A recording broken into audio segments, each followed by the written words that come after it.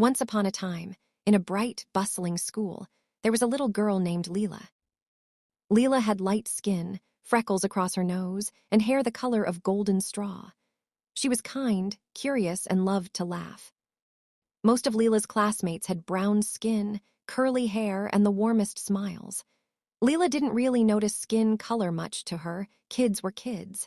Some ran faster, some drew better, some told the funniest jokes. One sunny afternoon at recess, a boy named Deweyne started hopping around the playground. He scratched his head, swung his arms, and made funny faces. Everyone laughed, because Deweyne was pretending to be a silly monkey. Lila laughed too. Without thinking, she shouted, "Ha, Deweyne, you look just like a monkey."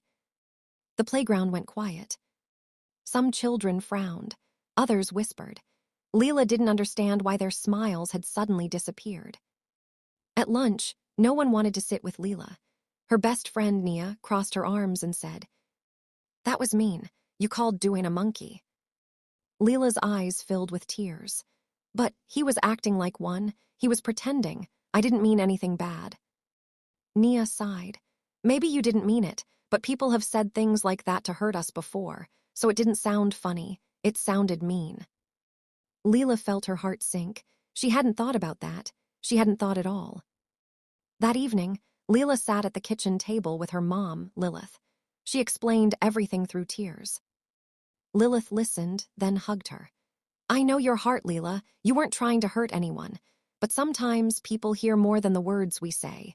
To them, it can carry old pain." "So, does that mean I'm bad?" Lila whispered.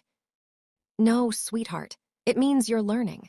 And sometimes, even when we're not wrong, we still say sorry not because we're guilty, but because we value peace more than pride." Together, they wrote a letter to Deweyne. "Dear Deweyne, I'm sorry for what I said. I didn't mean it in a bad way, but I understand it hurt you. I want to be a good friend, and I will try to think before I speak. Thank you for being kind enough to listen to me. Your friend, Lila." Lilith smiled as Lila folded the letter. "Remember this, Lila. People should always be judged by their actions and character, not the color of their skin. That's how we build a better world." Lila nodded. By seeing people for who they are, not what they look like. The next day, Lila gave Deweyne the letter. He read it quietly, then looked at her with a smile. "It's okay," he said. "I know you didn't mean it badly. Thanks for saying sorry anyway." Relief washed over Lila. She realized that sometimes a small letter, a few honest words, could fix something bigger than she ever thought. One morning, a substitute teacher filled in for Ms. Green. She called roll, looking over the names. When she got to Lila, she smirked and said loudly, "Well, aren't you a little cracker?" The class gasped. Lila froze. Her cheeks burned hot. She didn't know exactly what the word meant, but she felt the meaning in it. At recess, she asked Nia about it. Nia looked upset too. "That's a racist word for white people," Nia explained.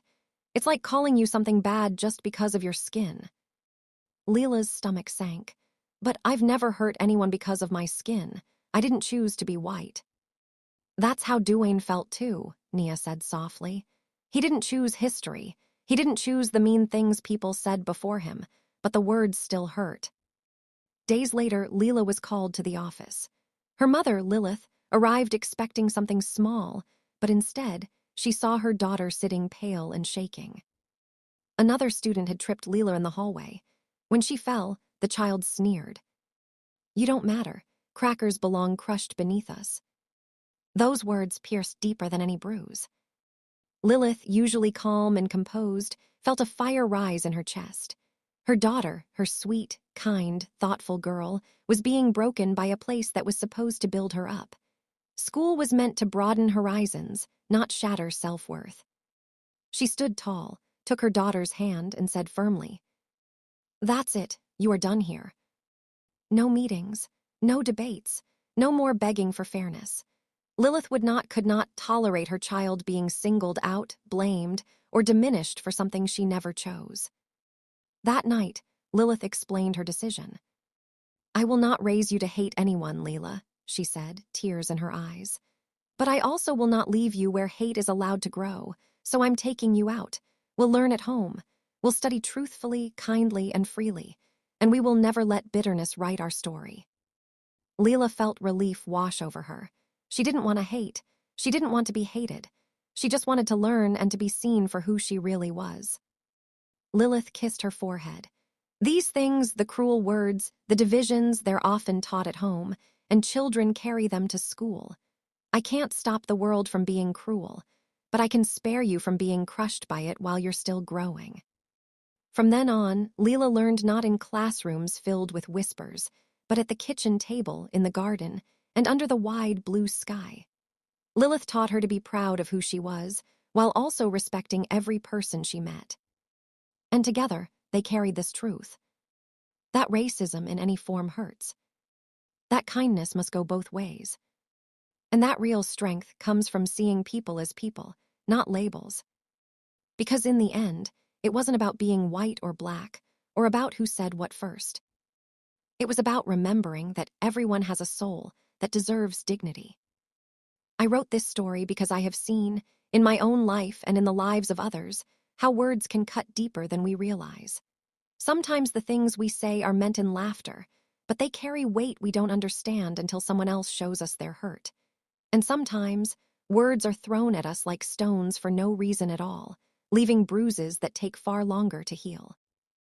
I wanted to tell Lila's story because children are growing up in a world that often teaches them to divide before it teaches them to love. They are told to see color first, instead of character. They are taught that history makes enemies of them, when in truth they are innocent and deserving of peace. What I hope readers take away is this: racism wounds everyone, no matter the direction, and kindness is the only cure. Children should not carry guilt they didn't earn, nor should they be punished for mistakes they are still learning to understand.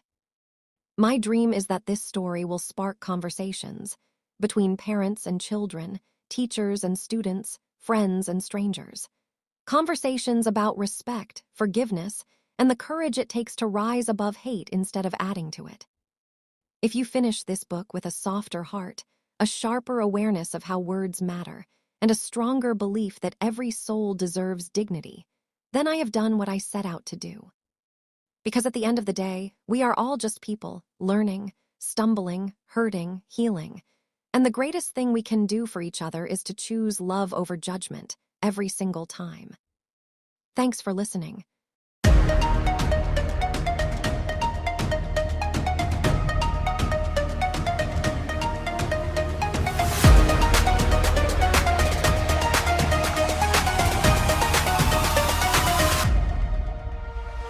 Words hurt, they cut deep. Be careful how you speak.